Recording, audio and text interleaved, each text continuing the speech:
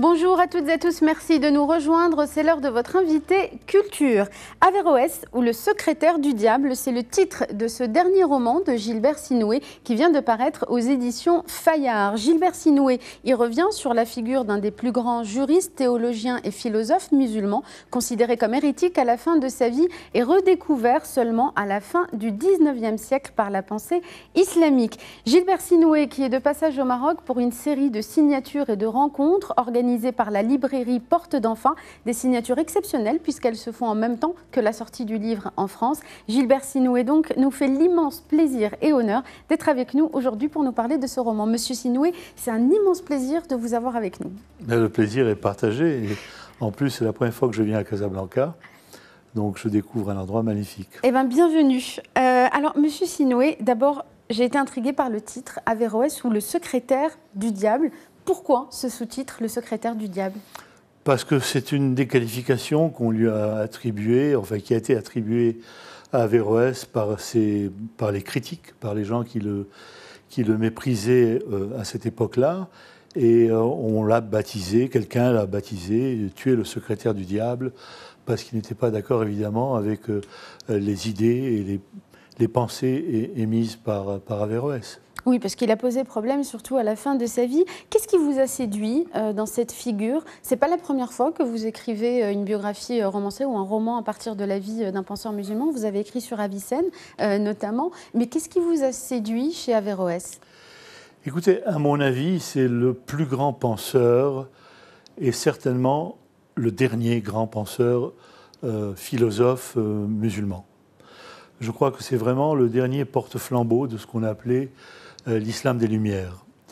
C'est un homme d'un immense courage, à une époque sous les Almohades où ce n'était pas facile du tout à Cordoue. Il a eu le courage de dénoncer des vérités, ce qui me semble être des vérités, à savoir qu'on peut aborder la foi avec la raison, et que la foi n'est pas indissociable de la raison, parce que deux vérités ne peuvent pas se contredire. Entre autres, c'est une des pensées qu'il a émises, et il y en a d'autres, mais on ne va pas faire toute l'émission sur la pensée philosophique d'Averroès. Grand courage, grande ouverture d'esprit et immense culture. Et immense passeur aussi, puisqu'il a permis le passage entre plusieurs traditions philosophiques qui ont d'ailleurs été reprises après en Europe. Absolument, c'est-à-dire qu'au moment où Averroès écrit ses fameux commentaires d'Aristote, nous sommes au XIIe siècle, il faut savoir que l'Europe est dans les ténèbres. Cordoue est une ville splendide, comparable à ce qu'on aurait pu qualifier de Londres ou de Paris, qui eux étaient dans les ténèbres. Cordoue était une ville avec l'éclairage nocturne, peu de gens le savent. Il y avait des hammams, des bains, on parle de 10 000 bibliothèques, mais c'est sans doute exagéré. Donc Averroès va s'attaquer à Aristote, il va faire ses commentaires, et ce livre va voyager en Europe. Et il va, à partir du XIIIe siècle, réveiller toute la pensée hellénistique que les Occidentaux avaient oublié. L'héritage de Platon, l'héritage d'Aristote, tout ça était oublié. Et c'est grâce à Averroès, à son intérêt pour Aristote, que le monde occidental va redécouvrir son héritage hellénistique. Alors ça c'est pour le volet intellectuel. Quand on écrit un roman sur la vie d'une figure comme celle-là, on s'intéresse aussi à l'homme. Alors sur quelle base bibliographique vous avez construit ce roman et quel homme était-il? Alors là, vous me posez une question très compliquée. En fait, on sait très peu de choses sur Averroès. On connaît certains de ses ouvrages, ceux qui n'ont pas été brûlés, qui n'ont pas disparu. On sait quand il est né, en 1126 à Cordoue. On sait qu'il est mort à Marrakech en 1198, à 72 ans.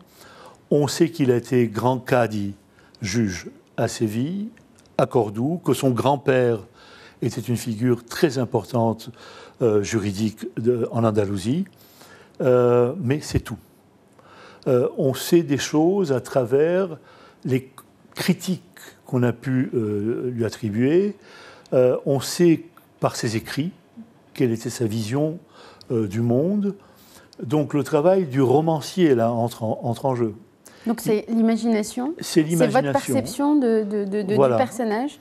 C'est un peu ce que j'avais fait sur Avicenne. Vous savez, il y avait très peu de choses sur Avicenne.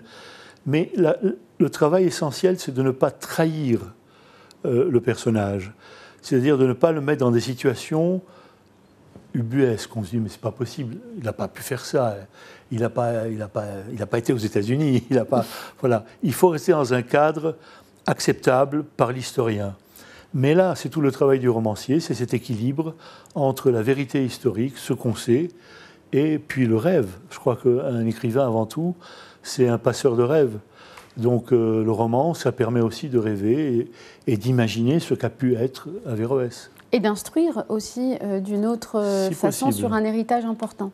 Alors, vous avez évoqué tout à l'heure tout l'apport de la figure d'Averroès à la philosophie européenne. Qu'en est-il pour l'héritage dans la pensée musulmane? Il a été redécouvert très tardivement.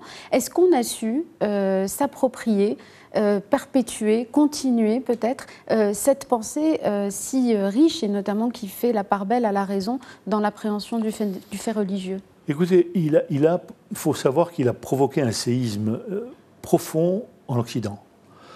Quand sa pensée est arrivée, qu'on a appelée l'avéroïsme, il a secoué complètement l'Église catholique et tous les philosophes. La Sorbonne l'a condamné, on avait interdit la lecture d'Aristote, et puis son héritage philosophique a continué à vivre en Occident.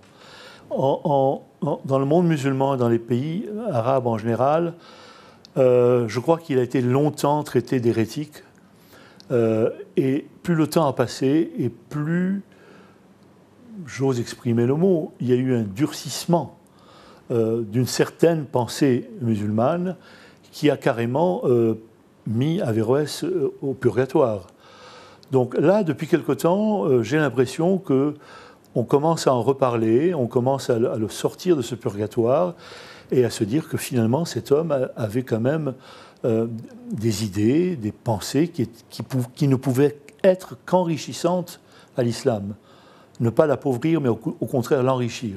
Donc d'une certaine manière, votre ouvrage participe quelque part de cette rédemption pour cet auteur. Je l'espère très fort. Une dernière question, Monsieur Sinoué. Alors on a parlé du livre sur Avicenne ou La route d'Ispahan, Averroès ou Le secrétaire du diable. Sur quelle autre grande figure historique êtes-vous en train de travailler actuellement? Si on peut avoir des confidences. Non, en ce moment, je fais un peu grève de littérature.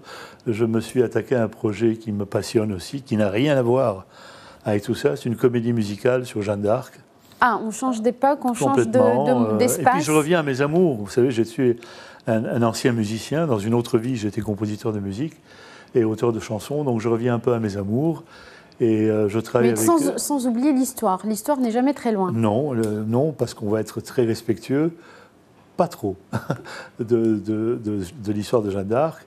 Et je travaille avec un journaliste que j'adore, qui s'appelle Franck Ferrand, et un musicien d'immense talent qui s'appelle Laurent Voulzy. Et voilà, on espère faire aboutir le projet, mais c'est un long travail.